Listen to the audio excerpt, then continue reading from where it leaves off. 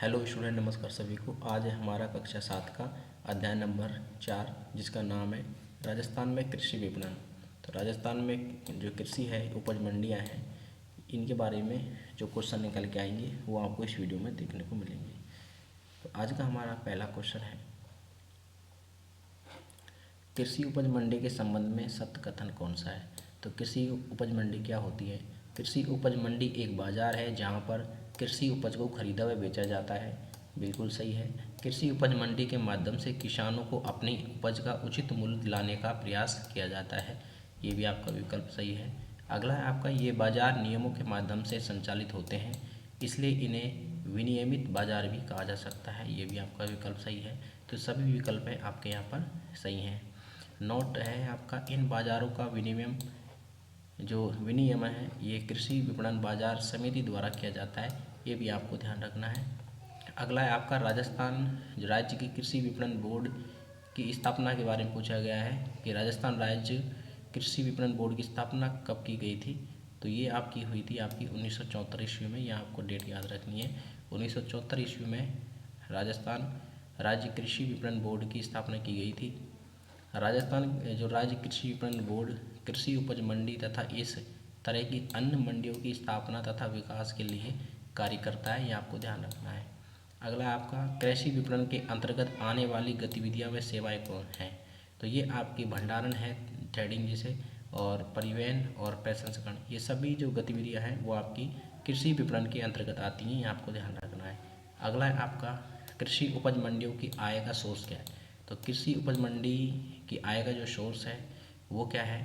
तो वो आपका खरीदारों से लिया जाने वाला बाजार शुल्क और दलालों यानी मध्यस्थों से वसूला जाने वाला लाइसेंस शुल्क। तो ये आपके यहाँ पर कृषि उपज मंडियों की आय का सोर्स है। अगला है हमारा क्वेश्चन नंबर 5, अगर कृषि मंडी में किसान को खरीदार नहीं मिलते हैं तो किसके द्वारा उनकी उपज को न्यूनतम समर्थन मूल्य एमएसपी पर खरीद लिया जाता है। कभी ऐसा होता है कि किसान को कृषि मंडी में खरीदार नहीं मिलते हैं तो वो अपनी फसल अपनी किसको बेचे, तो वो सरकार को बेच देते हैं, सरकार खरीद लेती है। ये आपको ध्यान रखना है। किसानों की सहायता हेतु मंडी में आड़ती होते हैं। आड़ती भी दो प्रकार के होते हैं, एक तो कच्चे आड़ती होते हैं, एक पक्के आड़ती होते हैं। अगला क्वेश्चन है, राज्य की जोधपुर मंडी किसके लिए प्रसिद्ध है। ये क्वेश्चन महत्वपूर्ण है। राज्य की जोधपुर जो मंडी है ये किसके लिए प्रसिद्ध है, ये पूछा गया है। तो ये आपके यहाँ पर जीरे के लिए प्रसिद्ध है, आपको ध्यान रखना है। यहाँ पर जीरे के लिए प्रसिद्ध मानी जाती है आपकी जोधपुर की मंडी। राज्य में नियमन हेतु कृषि जिन्सों और अनाज दलहन और तिलहन है, कपास है, लघु वनोपन आदि को अधिसूचित किया जाता है। ये भी आप इसमें याद रखें। कोटा की रामगंज मंडी है जो ये किसके लिए प्रसिद्ध है। कोटा में है रामगंज मंडी, आपको ध्यान रखना है। पूछा जाए रामगंज मंडी कहाँ है, तो ये कोटा में है। तो यह है किसके लिए प्रसिद्ध, ये पूछा गया है। तो ये धनिया और मेथी के लिए प्रसिद्ध है, ठीक है ना। यहाँ पर धनिया और मेथी अच्छी मात्रा में आपको मिलेंगे, तो उनके लिए प्रसिद्ध मानी जाती है ये कोटा की आपकी रामगंज मंडी, ठीक है ना। कोटा की कौन सी मंडी, रामगंज मंडी। अगला है आपका, किसानों के कृषि उपज के भंडारण में विक्रय के लिए चुने हुए कृषकों की सरकार द्वारा वित्त पोषित स्वायत्तशाही जो शासी समितियाँ हैं, तो ये है आपकी यहाँ पर कृषि उपज मंडी। ये आपको ध्यान रखना है। जो किसानों की कृषि उपज के भंडारण व विक्रय के लिए चुने हुए कृषकों की सरकार द्वारा वित्त पोषित स्वायत्त शासी समितियाँ होती हैं, कृषि उपज मंडी, ये आपको ध्यान रखना है। कृषि उपज मंडी बिचौलिया के शोषण से किसान को बचाते हुए तोल व मोल दोनों का किसान हित में ख्याल रखती है, ठीक है ना। ये भी आपको थोड़ा ध्यान रखना। अगला है आपका, आम उपभोक्ता तक कृषि उपज एवं अन्य खाद्य वस्तुएं सही दामों में पहुँचे, इसके लिए सरकार ने किस प्रणाली की व्यवस्था करी है। तो वो करी है आपकी सार्वजनिक वितरण प्रणाली की। किसकी करी है, सार्वजनिक वितरण प्रणाली की व्यवस्था। खाद्य सुरक्षा के लक्ष्य पूर्ति में कौन सी वितरण प्रणाली सहायक है, ये पूछा गया है। तो ये आपकी सार्वजनिक वितरण प्रणाली यहाँ पर सहायक है, ये आपको ध्यान रखना है। नोट पढ़िए आप, सार्वजनिक वितरण प्रणाली में सरकार द्वारा किसानों से खरीदी गई कुछ उपज विशेषकर अनाज को उचित मूल्यों की दुकानों या राशन की दुकानों के माध्यम से गरीब उपभोक्ता तक पहुंचाने का प्रयास किया जाता है, ठीक है। अगला है आपका, सार्वजनिक वितरण प्रणाली के अंतर्गत आने वाले कार्य कौन सा विभाग करता है। सार्वजनिक वितरण प्रणाली के अंतर्गत आने वाला कार्य कौन सा विभाग करता है, ये पूछा गया है। तो ये आपका खाद्य नागरिक आपूर्ति एवं उपभोक्ता विभाग करता है, ये आपको ध्यान रखना है। अगला है आपका सरकारी दुकान को चावल, मिट्टी तेल, गेहूँ आदि आवश्यक वस्तुएं नियंत्रित या उचित कीमतों पर आम आदमी को उपलब्ध करवाती है। तो ये करवाती है आपकी उचित मूल्य की दुकानें, ये आपको ध्यान रखना है। उचित मूल्यों की दुकानों के नेटवर्क स्थापित करना, खाद्यान्नों का आवंटन व वितरण, राशन का कार्ड जारी करना, उचित मूल्यों की दुकानों कामकाज का पर्यवेक्षण आदि जिम्मेदारी राज्य सरकार की होती है। ये भी आप ध्यान रखें इसमें। उचित मूल्यों की दुकानों पर नियमित मासिक आधार पर किन वस्तुओं का वितरण किया जाता है? तो ये किया जाता है आपके चीनी, गेहूँ, चावल, केरोसिन, इस तरह की वस्तुओं का वितरण किया जाता है। सार्वजनिक वितरण प्रणाली की सामग्री की कालीबाजारी पर अंकुश लगाने के लिए राज्य की उचित मूल्यों की दुकानों पर पॉइंट ऑफ सेल मशीन द्वारा उपभोक्ताओं को बायोमेट्रिक सत्यापन के बाद राशन सामग्री का वितरण किया जा रहा है। ठीक है, ये आपको ध्यान रखना है। विपणन किसे कहते हैं? तो विपणन क्या होता है? तो विपणन होता है वस्तुओं के क्रय विक्रय को। तो वस्तुओं का जो क्रय विक्रय होता है उसी को क्या बोलते हैं? विपणन। ये आपको ध्यान रखना है। तो ये थे इस चैप्टर के महत्वपूर्ण क्वेश्चन। अगला जो चैप्टर है उसका नाम है राजस्थान में व्यापार। तो राजस्थान में जो व्यापार है वो कैसा है और कृषि आधारित उद्योग कैसे हैं, तो कौन से हैं, तो ये इस चैप्टर में हम पढ़ेंगे।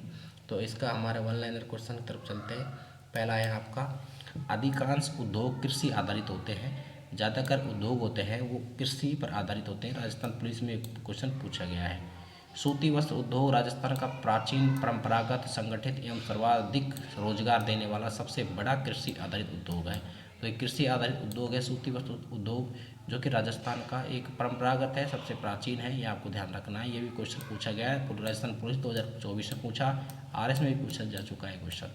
राजस्थान में पहली सूती वस्त्र मिल द कृष्णा मिल्स लिमिटेड की स्थापना ब्यावर में वर्ष 1889 में हुई थी। ये आपको ध्यान रखना है, काफ़ी बार एग्जाम में ये क्वेश्चन पूछा जा चुका है। राजस्थान में जो पहली सूती वस्त्र मिल है वो द कृष्णा मिल लिमिटेड है, जो कि ब्यावर में है। ठीक है, और 1889 में इसकी स्थापना की गई थी।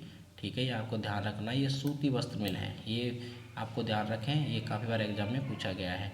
ब्यावर, भीलवाड़ा, शाहपुरा, केकड़ी, जयपुर, किशनगढ़, पाली, हनुमानगढ़, कोटा, गंगानगर, विजयनगर आदि में सूती वस्त्र मिलें स्थापित की गई हैं। ये आपको ध्यान रखना है। भीलवाड़ा को वस्त्र नगरी के नाम से जाना जाता है। ये आपको ध्यान रखना है कि वस्त्र नगरी कौन सी है भाई? भीलवाड़ा है। तो वस्त्र नगरी किसे कहते हैं? भीलवाड़ा को कहते हैं। ये आपको ध्यान रखना है इसमें।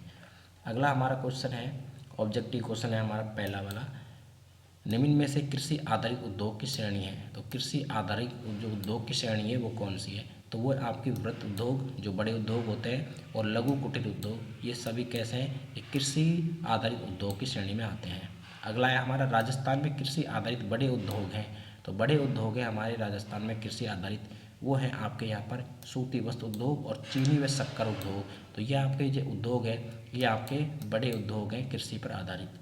अगला है आपका, राजस्थान का सबसे प्राचीन, परंपरागत, संगठित एवं सर्वाधिक रोजगार देने वाला सबसे बड़ा कृषि उद्योग कौन सा है? तो ये आपका सबसे बड़ा जो कृषि आधारित उद्योग है तो ये आपका है सूती वस्त्र उद्योग। तो राजस्थान का सबसे बड़ा कृषि आधारित उद्योग है, आपको ध्यान रखना है। सूती वस्त्र उद्योग किस फसल पर निर्भर करता है? ये पूछा गया है। तो सूती वस्त्र उद्योग है ये आपका कपास पर निर्भर करता है, ये आपको ध्यान रखना है। राजस्थान में पहली सूती वस्त्र मिल कहाँ पर स्थापित की गई थी? ये भी पूछा गया है।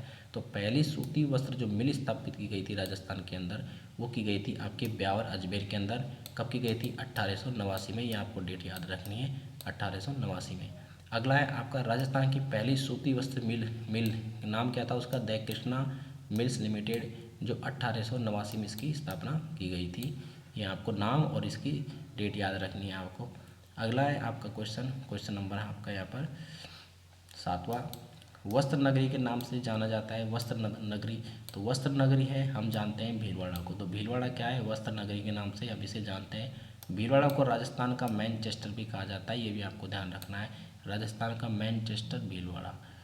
राजस्थान का दूसरा सबसे बड़ा जो कृषि आधारित उद्योग है, दूसरा सबसे बड़ा, वो आपका कौन सा है? वो है आपका चीनी उद्योग। पहला कौन सा है? सूती वस्त्र उद्योग है सबसे बड़ा, उसके बाद चीनी उद्योग है, ये आपको ध्यान रखना है। कच्चा माल उपलब्ध होने में समय व धन की बचत हेतु अधिकांश चीनी मिलें गन्ना उत्पाद क्षेत्रों के पास स्थापित की जाती हैं। ठीक है, अगला है आपका, अगला है आपका राजस्थान की पहली चीनी मिल है, इसकी स्थापना हुई थी। तो इसकी स्थापना हुई थी भोपाल सागर, ठीक है ना, यहाँ पर हुई थी राजस्थान की पहली चीनी मिल की स्थापना, ये आपको ध्यान रखना है। राजस्थान सरकार के उपक्रम के रूप में कौन सी चीनी मिल है, तो ये आपकी है यहाँ पर गंगानगर शुगर मिल, ये आपको ध्यान रखना है। जो राजस्थान सरकार के उपक्रम के रूप में ये कौन सी चीनी मिल है, तो उपक्रम के रूप में गंगानगर शुगर मिल है, ये आपको ध्यान रखना है। राजस्थान में कृषि आधारित जो लघु उद्योग हैं वो आपके खाद्य तेल उद्योग है, गुड़ उद्योग, दाल उद्योग है और खांड सारी उद्योग, ये सभी आपके कृषि आधारित लघु उद्योग हैं, छोटे उद्योग, ठीक है। अगला क्वेश्चन है आपका, राजस्थान में खाद्य तेल कारखानों से संबंधित जो ज़िले हैं वो कौन कौन से हैं, तो आपके जयपुर, भरतपुर, कोटा, सवाई माधोपुर, श्रीगंगानगर, बूंदी, अजमेर, पाली, ये जो ज़िले हैं ये आपके यहाँ पर खाद्य तेल कारखानों से संबंधित ज़िले हैं। उपयुक्त जिलों में पर्याप्त मात्रा में तिलहन उत्पादन होता है, ये भी आप इसमें याद रखें। राजस्थान जो राज्य है हमें खादी के साथ अन्य कुटीर उद्योगों, सूती, खादी और खादी सिल्क्स और घानी तेल्स, गुड़, शहद, खांडसारी संबंधित कृषि आधारित उद्योग के प्रबंधन का जो कार्य करता है वो करता है राजस्थान खादी तथा ग्रामोद्योग बोर्ड। तो ये बोर्ड यहाँ पर इसका प्रबंधन करता है, ये आपको ध्यान रखना है। अगला है वस्तुओं का विनिमय कहलाता है। यदि आप वस्तुओं का विनिमय कर रहे हैं, खरीद रहे बेच रहे हैं, तो ये क्या कहलाता है, ये कहलाता है आपका व्यापार। आप वस्तुओं खरीदते हो बेचते हो तो क्या कहलाता है, व्यापार कहलाता है। अन्य देश या राज्य से वस्तुओं का मंगवाना कहलाता है। आप किसी अन्य देश से या राज्य से वस्तुएं मंगवा रहे हैं तो वो आपका क्या है, आयात है, ठीक है। वस्तुओं को अन्य देश या राज्य में भेजना निर्यात कहलाता है, ये आपको ध्यान रखना है। जब एक राज्य को अन्य राज्य से व्यापार हो तो वो क्या कहलाता है, तो वो कहलाता है आपका यहाँ पर अंतर्राज्यीय व्यापार। जब एक राज्य दूसरे राज्य से व्यापार करता है तो वो अंतर्राज्यीय व्यापार कहलाता है। जब एक देश अन्य देश के साथ व्यापार करता है तो वो अंतर्राष्ट्रीय व्यापार होता है, या ये भी आप ध्यान रखें। अगला हमारा क्वेश्चन है यहाँ पर क्वेश्चन नंबर 17, सरसों, ग्वार, अजवाइन, धनिया, मेथी, इसबगोल, ऊन के उत्पादन में अग्रणी राज्य कौन सा है, तो ये आपका राजस्थान है, ये आप ध्यान रखना है आपको। जीरा, मोटा अनाज और दाल, तिलहन, सब्जियां, लहसुन, संतरा, दूध उत्पादन में भी राजस्थान का प्रमुख योगदान है। वह प्रक्रिया जिसके द्वारा कृषि उत्पादों विशेषकर जल्दी खराब होने वाले को खाद्य पदार्थों को रूप में रूपांतरित किया जाता है, तो ये क्या कहलाता है, ये पूछा गया है। तो वो कहलाता है प्रसंस्करण। क्या कहलाता है, प्रसंस्करण। फल, सब्जी, डेयरी उत्पाद का प्रसंस्करण किया जाता है, ये जल्दी खराब होते हैं इसलिए। राजस्थान में निर्यात अन्य राज्य व देश किए जाने वाले प्रमुख कृषि उत्पाद व वस्तुएं हैं, तो वो कौन सी है ज़्यादातर, जैसे ज्वार है, बाजरा, तिलहन है, कच्चा सूत, खली, संगमरमर, बांस, सरसों का तेल, निर्मित सूत, ये जो चीज़ें हैं ये हमारी अंतर्राज्यीय हमारे निर्यात हम करते हैं। अगला है आपका, निम्न में से राजस्थान किन वस्तुओं का आयातक है, राजस्थान किन वस्तुओं को खरीदता है, तो वो ज़्यादातर चावल, मिट्टी का तेल, खनिज तेल, बिजली का सामान और मशीनरी, परिवहन उपकरण, ये राजस्थान खरीदता है इन चीज़ों को। अगला हमारा क्वेश्चन है, राज्य स्तरीय निर्यातक पुरस्कार योजना के तहत कितने श्रेष्ठ निर्यातकों को पुरस्कृत किया जाता है, तो ये किया जाता है आपका 35 को, ठीक है, ये आपको ध्यान रखना। निर्यातक प्रोत्साहन प्रक्रिया दस्तावेजीकरण पर प्रशिक्षण कार्यक्रम के तहत उद्यमियों को अपना निर्यात व्यापार प्रारंभ करने हेतु प्रशिक्षण दिया जाता है, तो ये दिया जाता है 2 दिवसीय प्रशिक्षण, तो 2 दिन का ये प्रशिक्षण होता है। अगला आपका, राज्य सरकार ने कृषि प्रसंस्करण की कृषि व्यवसाय एवं निर्यात प्रोत्साहन नीति का निर्माण कब किया था, तो ये क्या था आपका 2019 में, ये डेट आपको याद रखनी है। यह नीति राज्य में कृषि उत्पादकों के निर्यात हेतु व्यवसायियों के प्रोत्साहन प्रदान करती है, ठीक है, जो ये नीति है इसकी स्थापना 2019 में हुई, ये आपको ध्यान रखना है। इसका निर्माण हमने 2019 में किया था। तो ये थे हमारे इस चैप्टर के महत्वपूर्ण क्वेश्चन। अगला जो चैप्टर आ रहा है हमारा बहुत महत्वपूर्ण है, जिसमें राजस्थान के प्रमुख शासकों के बारे में हम पढ़ेंगे। इनसे संबंधित जितने भी क्वेश्चन निकल के आएंगे वो सभी महत्वपूर्ण होंगे और एग्जाम में बहुत बार रिपीट हुए हैं। जितने भी राजस्थान के शासक हुए हैं, प्रमुख शासक, वो सभी आपको इस वीडियो में देखने को मिलेंगे। उनसे संबंधित जो क्वेश्चन हैं वो भी आपको इस वीडियो में देखने को मिलेंगे, जो क्वेश्चंस एग्जाम में बार बार रिपीट हुए हैं। तो अगले क्वेश्चन के लिए अगला जो चैप्टर आएगा उसके लिए बने रहें आप हमारे साथ। धन्यवाद आपका दिन शुभ रहे।